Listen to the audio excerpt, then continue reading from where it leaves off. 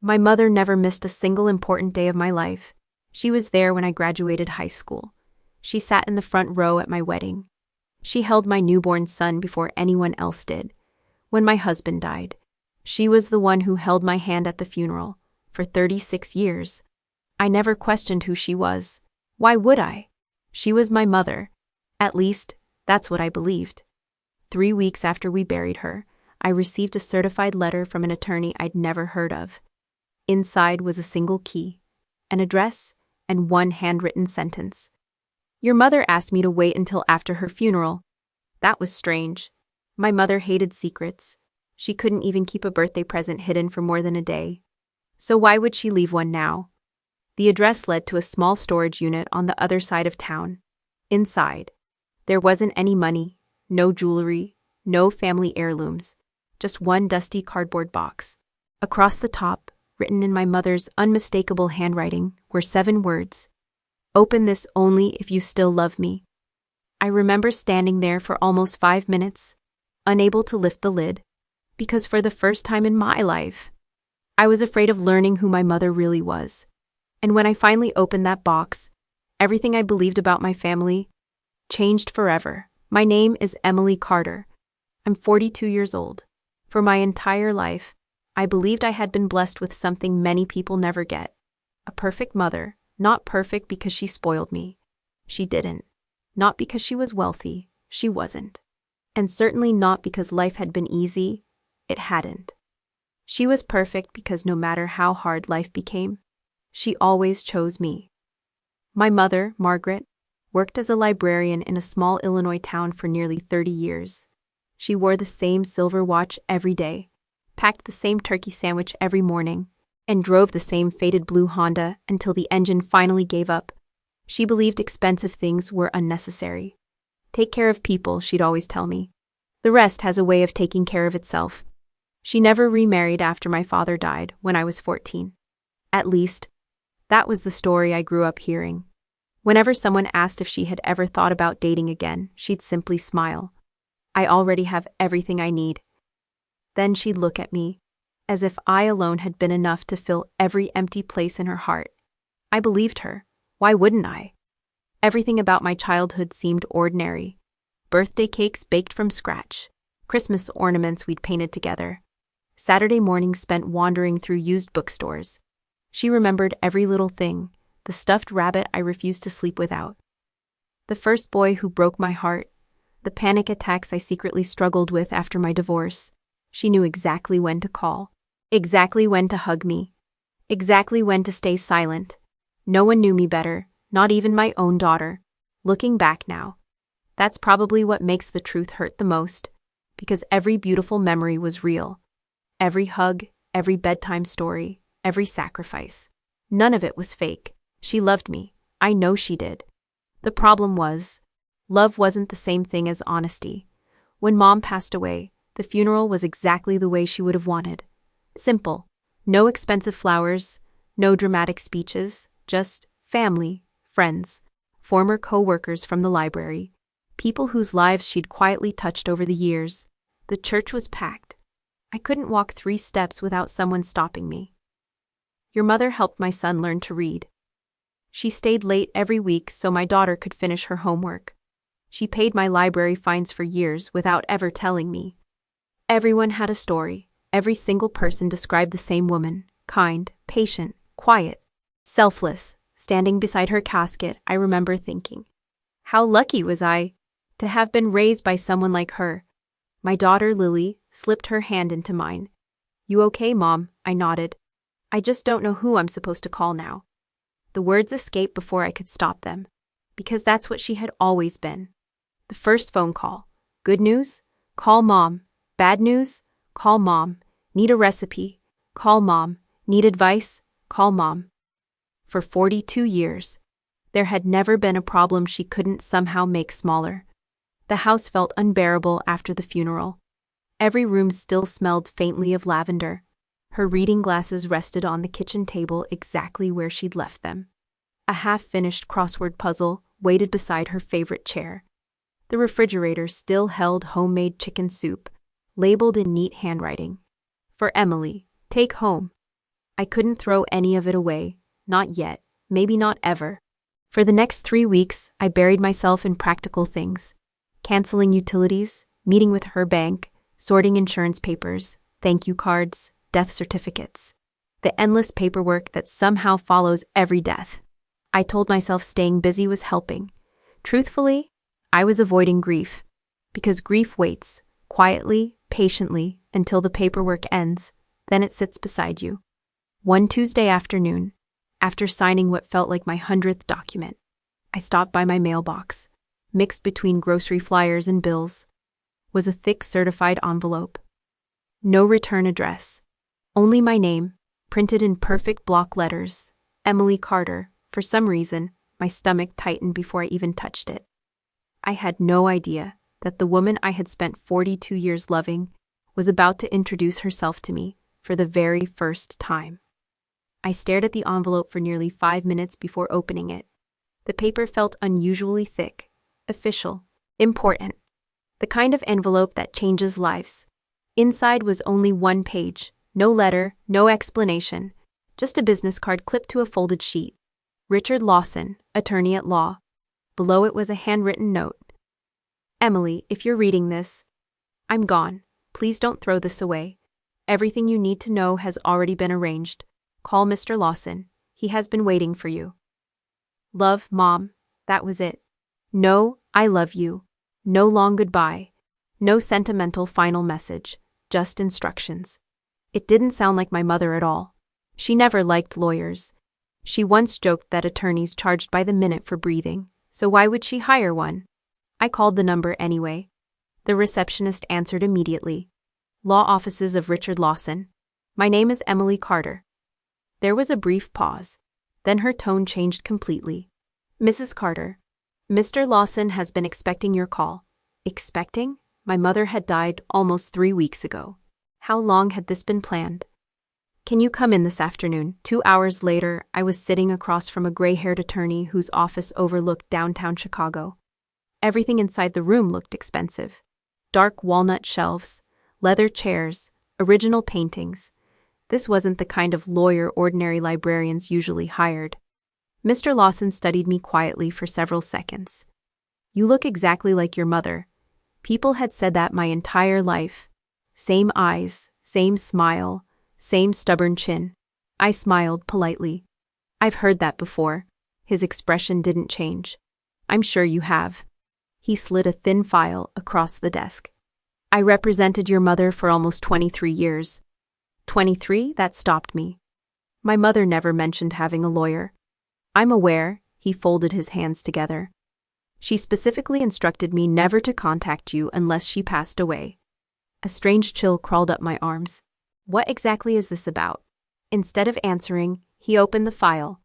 Your mother left detailed legal instructions. However, I cannot explain everything here. My heartbeat quickened. There are conditions. I need you to sign confirmation that you are receiving her final instructions voluntarily. I signed. My signature looked strangely shaky. Lawson nodded once. Then he reached into a locked cabinet behind him. From inside, he removed a small brass key attached to a faded leather tag. Stamped into the leather were 3 numbers. 317. He placed it gently on the desk between us. What is this?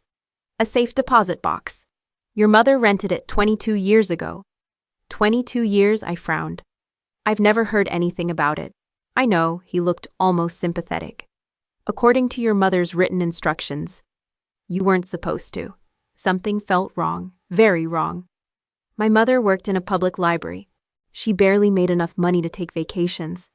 Why would she rent a safe deposit box for over 2 decades? Lawson didn't answer immediately. Instead, he slid another paper toward me. It was a receipt. Every annual payment had been made, without missing a single year. 22 consecutive years. Who keeps paying for a safety deposit box that long, without ever opening it? What exactly is inside? I'm afraid I can't answer that. My instructions were very clear. You must be physically present when it's opened. I laughed nervously. This is starting to sound like a movie. For your sake, Lawson said quietly, I wish it were. Silence filled the office. Outside the window, Cars moved normally through downtown traffic. People hurried to meetings. Someone laughed on the sidewalk below. The entire world looked exactly the same, yet somehow, mine no longer did. I picked up the little brass key. It felt surprisingly heavy, cold, almost old-fashioned. "Can we go today?" Lawson checked his watch. "The bank closes in 90 minutes. If we leave now?" "Yes." Neither of us spoke during the drive. Chicago traffic crawled around us. I watched people crossing intersections, couples walking dogs, parents pushing strollers, normal lives. Completely unaware that somewhere inside a bank vault, my dead mother had apparently hidden something for over 20 years. The bank itself was elegant, quiet, marble floors, muted voices. Lawson handled the paperwork while I stood beside him trying to slow my breathing. The bank manager disappeared through a secure door. A few minutes later, he returned carrying a long gray metal box. Its number matched the tag in my hand, 317. He placed it inside a private viewing room, then politely excused himself. Now only Lawson and I remained. He looked at me. "Mrs. Carter, once you open this box, your life may never look the same again." I forced a small smile. "You're making me nervous." "You should be." He stood up. "I'll wait outside. This part, your mother wanted you to do alone." The door clicked softly behind him. Silence, just me, the metal box, and the tiny brass key trembling between my fingers. I slowly reached toward the lock, then stopped, because for the first time since the funeral, I was genuinely afraid of learning who my mother really was. I took a deep breath and slid the key into the lock. The key turned easily. A soft metallic click echoed through the room. For a second, I just stared. 22 years. Whatever my mother had hidden, had waited all that time for this exact moment. I slowly lifted the lid. There wasn't any jewelry, no stacks of cash, no deeds.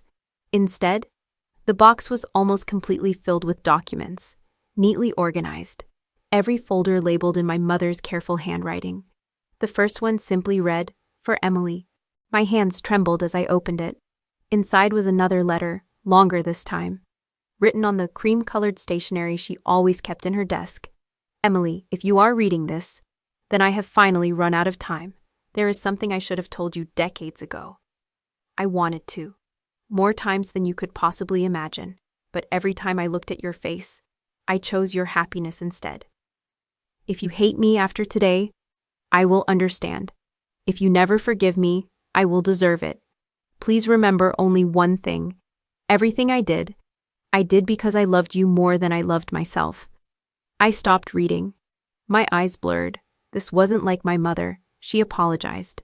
Constantly.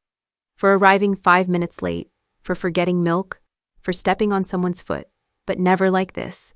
Never as though she believed she had committed an unforgivable sin. I turned the page, my breathing stopped. "Emily, I am not your biological mother."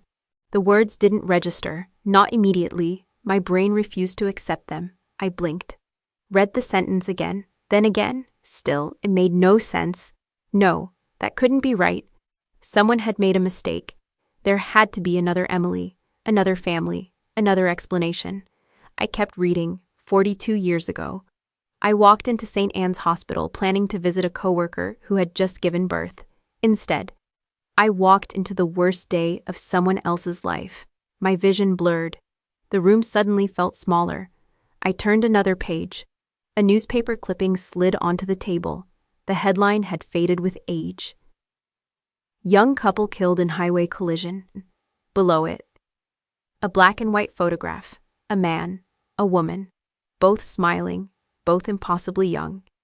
And between them, a little girl, no older than 2. The little girl's face made my heart stop.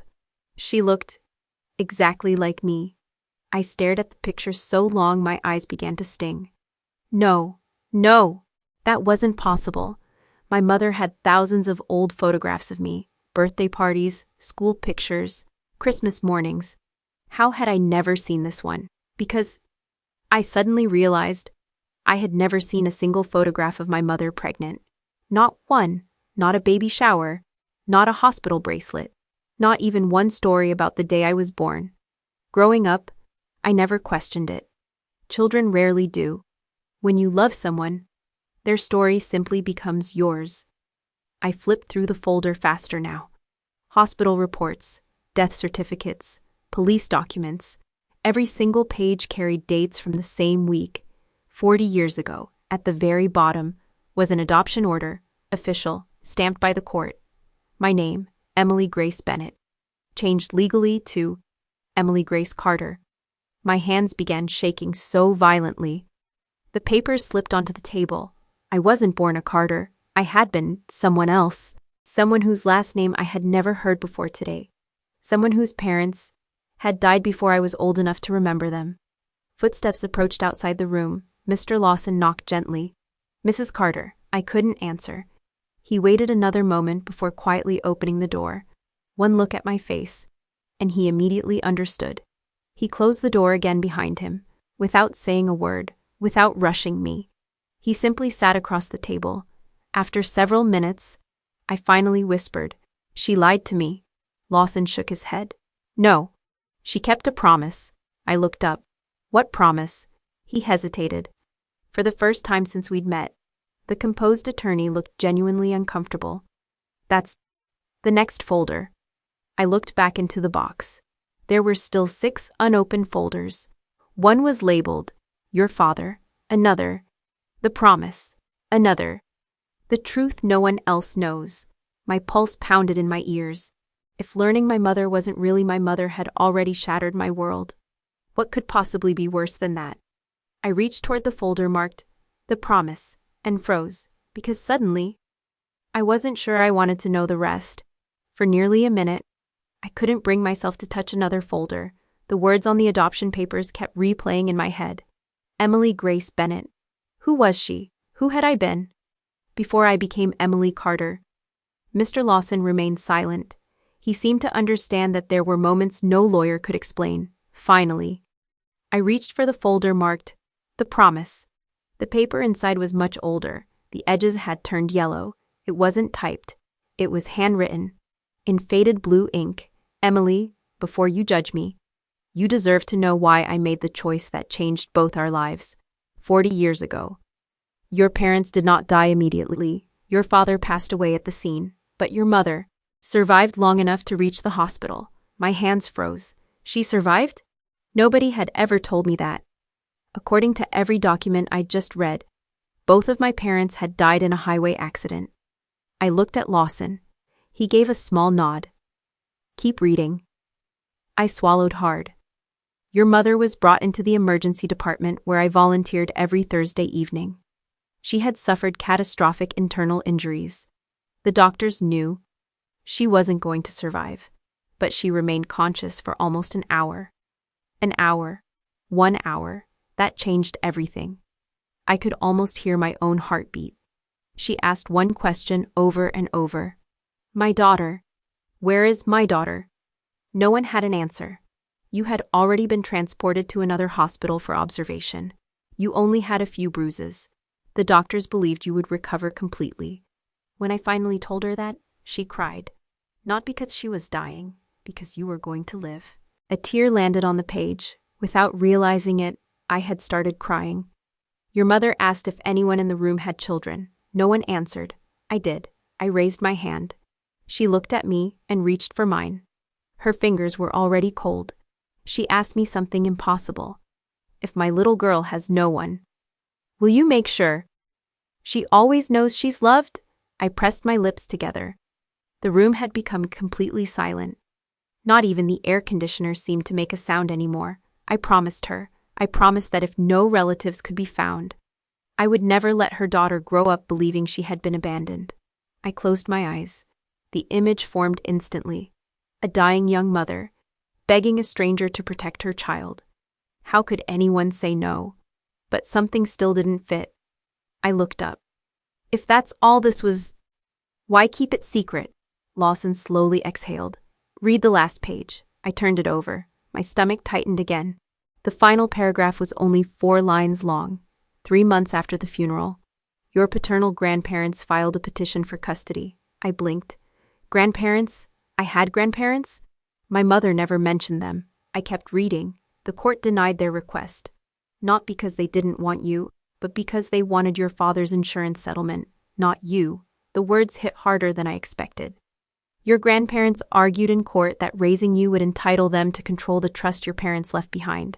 When the judge discovered they had already attempted to withdraw money from your late parents' accounts before the funeral, their petition was permanently rejected. I stared at the page, unable to breathe. There had been family, my family, and they had fought for money, before fighting for me. I whispered almost unconsciously, "So?" "Mom protected me," Lawson nodded. "Yes. But that's only half of it." "Half?" He reached into the safety deposit box himself for the first time. There was one folder wrapped separately from all the others. Unlike everything else, it wasn't labeled. It was sealed, still closed. Across the front, in my mother's handwriting, were only 7 words. "Open only after learning who loved you." Lawson looked directly into my eyes. "I've waited 22 years to hand you this." I frowned. 22? He gave a sad smile. "Your mother rewrote her will 22 years ago. The same day she learned something that she believed would destroy your world." A chill ran down my spine. Not 40 years ago. 22. Something else had happened. Much later, something so devastating. My mother had hidden it for over 2 decades. I looked down at the sealed envelope. For the first time since entering the bank, I wasn't thinking about my biological parents anymore. I was thinking about Margaret. What could possibly frighten a woman like her so much that she'd carry the secret to her grave? With trembling fingers, I broke the seal. Inside was a single photograph. The moment I saw it, my entire body went numb, because standing beside my mother, smiling directly into the camera, was someone I recognized immediately. Someone who absolutely shouldn't have been there. For several long seconds, I forgot how to breathe. The photograph trembled in my hands. Standing beside my mother, her arm gently resting on someone's shoulder, was my ex-husband. Michael, the same man I had divorced 12 years earlier, the father of my daughter. He looked younger, maybe 28. My mother looked almost exactly the way I remembered her. Both of them were smiling, comfortably, naturally, like people who knew each other well. Not strangers, not casual acquaintances. I turned the photograph over. Only one sentence had been written on the back. "He came looking for the truth." Nothing else. I looked up so quickly my chair scraped against the floor. "What is this?" Lawson didn't answer immediately. Instead, he reached into the box one final time. This time, it wasn't a folder. It was a digital voice recorder. Old, silver, the kind reporters used 20 years ago. My client instructed me that if you reached this point, you should hear her own voice. He placed it on the table, then quietly left the room. Again, leaving me alone. My finger hovered over the play button. Part of me wanted to run. Another part needed answers. I pressed it. Static. A soft click. Then, my mother's voice. Older, weaker. "Emily, if you've reached this recording, then you already know I wasn't the woman who gave birth to you. But I hope you still believe I was your mother, because every day I tried to earn that title. I closed my eyes." Her voice sounded exactly the same, gentle, steady, comforting. 22 years ago, someone came to see me, someone who had hired a private investigator, someone who discovered the adoption records sealed by the court. He wanted to know everything. I felt my heartbeat speeding up. Michael, it had to be. I kept listening. I was terrified. I thought he wanted to expose the truth. I thought he would tell you. Instead, he asked me only one question. What kind of mother has she been? Tears blurred my vision. Your husband didn't ask where you came from. He didn't ask who your biological parents were. He didn't ask about money. He only wanted to know whether you had been loved. I remembered that conversation, years ago. Michael had once asked me something strange. If you could thank one person in your life, who would it be? At the time, I answered without thinking. My mom, he smiled. Then changed the subject. I never knew why. The recording continued. After I told him everything, he cried, not loudly, just quietly, like a man who suddenly understood something precious. He promised me. He would never tell you, not while I was alive. Because he said, some truths should never be allowed to steal a daughter's childhood. I covered my mouth. The room disappeared around me for years. I believed Michael had simply grown distant before our divorce, busy with work, different priorities, life. But suddenly, dozens of forgotten memories came rushing back. The way he always insisted we visit my mother every Sunday. The way he quietly repaired things around her house. The way he never complained when she called late at night. The way he hugged her, the last Christmas before our divorce, longer than usual, as if he already knew. Time was running out. My mother's voice became softer. Emily, there is one more thing you deserve to know. Michael kept my promise. Even after your marriage ended, even after you stopped loving each other, every birthday, every Christmas, every Mother's Day, he called me, not to ask about you, to ask about me. He always ended the conversation the same way. Please tell her someday that she was loved before she could remember. A sob escaped before I could stop it. My marriage had failed, but somehow, the man I divorced had carried my mother's greatest secret for over 2 decades, without ever using it, without ever throwing it at me during our worst arguments, without ever trying to win, without ever betraying her trust. The recording clicked, silence, then one final sentence. Emily, if you're wondering whether I regret keeping this secret, the answer is no, because every time you looked at me and called me Mom, I knew I had kept my promise. The recording ended. The tiny machine clicked once, then fell silent forever. I sat there, unable to move, unable to think. I had walked into this bank believing I was about to discover who my real mother was. Instead, I discovered something much bigger. The woman who raised me had never been hiding who she was. She had simply spent 42 years making sure I never had to wonder whether I belonged.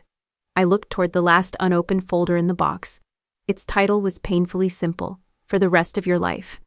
I slowly reached for it, because somehow, I already knew. My mother still wasn't finished teaching me. I opened the final folder. Unlike the others, it wasn't filled with legal documents.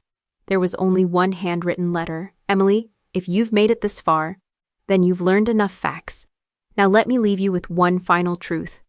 Being a mother has very little to do with giving birth. It has everything to do with showing up, every day, especially on the days when no one says thank you. I smiled through my tears. That sounded exactly like her. Your biological mother gave you life. She entrusted me with something even more frightening, your future. I was never afraid that you would discover the truth. I was only afraid you would think your entire childhood had been a lie. It wasn't. Every scraped knee I bandaged, every nightmare I stayed awake through, every birthday cake, every hug, every "I'm proud of you," those belong to us. No document can erase them. No blood test can replace them. If, after reading everything, you still choose to call me Mom, then I will consider my life a beautiful success. Love always, Mom. Not Margaret. Not your guardian. Not your adoptive parent. Just Mom. A tear landed on the paper. For the first time since the funeral, I cried without trying to stop. Not because I had lost my mother, but because I finally understood the impossible weight she had carried alone for 40 years. 3 days later, I called Michael. He sounded surprised. Emily, we need to talk.